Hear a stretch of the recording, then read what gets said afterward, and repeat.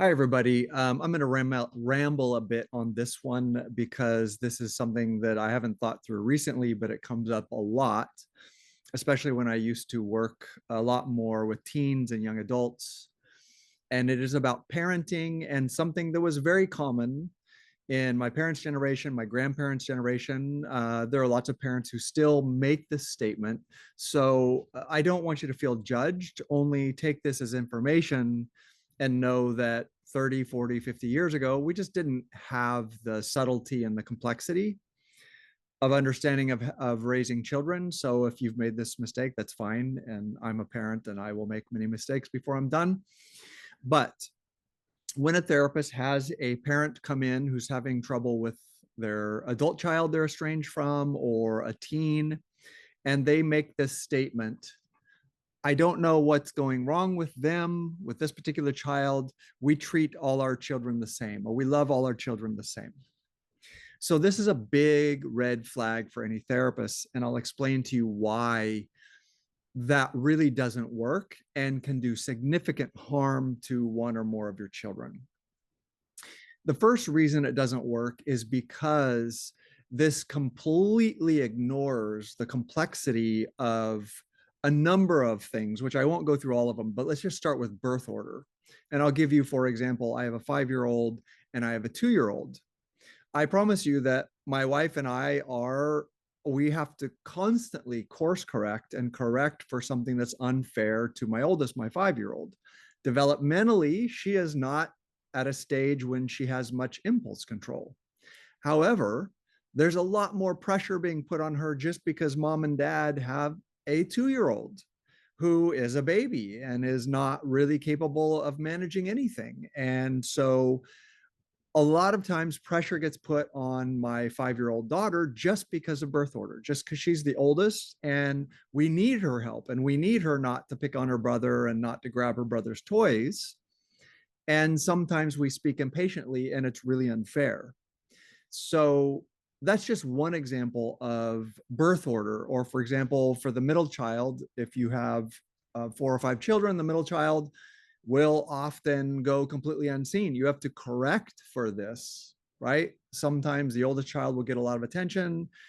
Sometimes the second child will be very people pleasing and pacifying if they saw a conflict with the parents.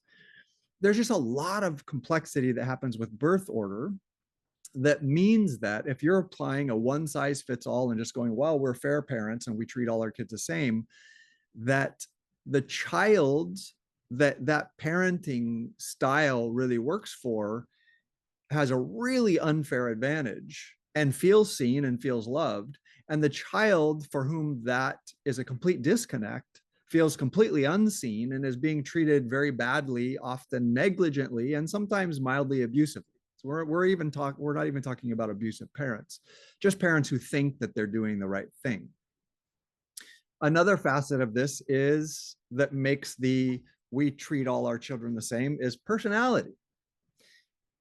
You have different personalities. Again, referring to my own, my 2-year-old son is physically very, very active, emotionally very, very calm, and doesn't take much personally. It's just the way he is. He's super, super loving and outgoing, and just sort of tends to elicit love and affection and caregiving.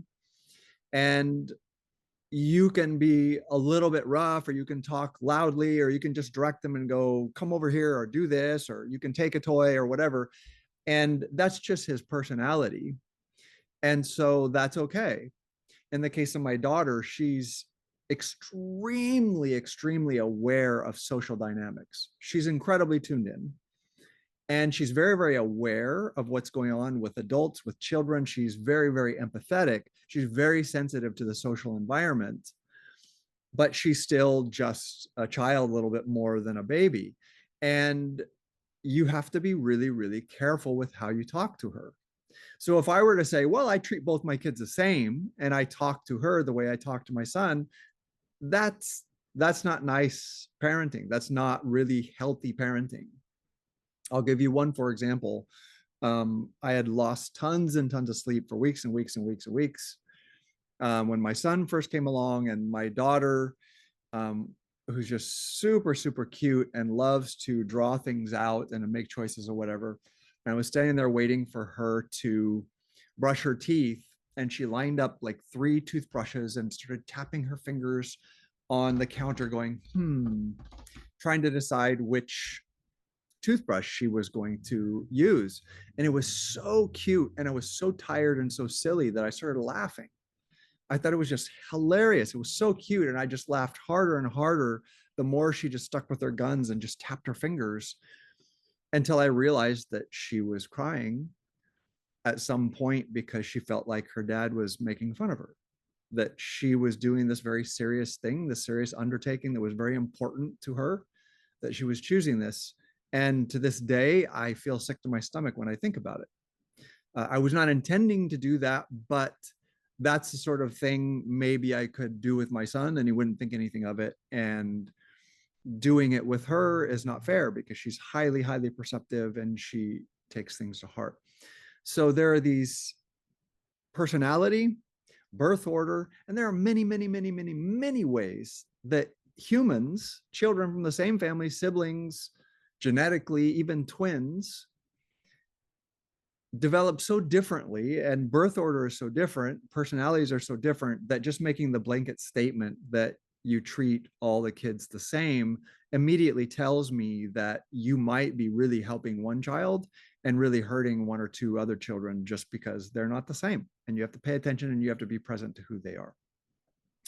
The second reason, this is a statement that you should evaluate for yourself if you're making that statement, or when you hear someone else say it, or when therapists know that there's some issue there with parenting, is that no, you don't parent everyone the same. There's no such thing. Interpersonal dynamics are so complex. Just order is so complex. Again, using the same example with my daughter being our first, we were so hypersensitive about everything and about doing everything right, and helicopter parented her and made sure she was safe and blah, blah, blah. And because my wife and I both work full-time jobs, and then we have her, and then my son came along, he's growing up in this environment that where there are unfair advantages. He gets to really, really explore and fall down and hurt himself, and his knees are skinned all the time. And he's being treated differently, even though our intentions are the same, because it's impossible, because you evolve as a parent, you evolve, and circumstances evolve. And so my aim here is not to criticize or to make parenting harder than it already is. My aim is to acknowledge that myself as a parent, my wife as a parent, both of us having worked in mental health, and my wife worked with children when she was in college, you're going to screw it up. You just want to look for those big things. Like if you really believe that we treat all our kids the same, you really want to evaluate that and go back and look and go, wait, am I showing love and acknowledgement to this child according to what's true for them, for their personality? Am I constantly going back and revisiting and rebalancing and knowing that I'm always going to be going left or right and going off the guardrails, and that's okay. Parenting is really hard, but we do not want to apply a one size fits all style of parenting to kids, because then that guarantees that some will be neglected, not just feel neglected, they will be neglected, because if they're a completely different personality or style, they're going to require a different approach to feel seen and to receive the parenting and the emotional nutrition necessary. So that is the message for today. Thank you for hanging out if you made it this far, and I hope you guys have a great day. All right, take care.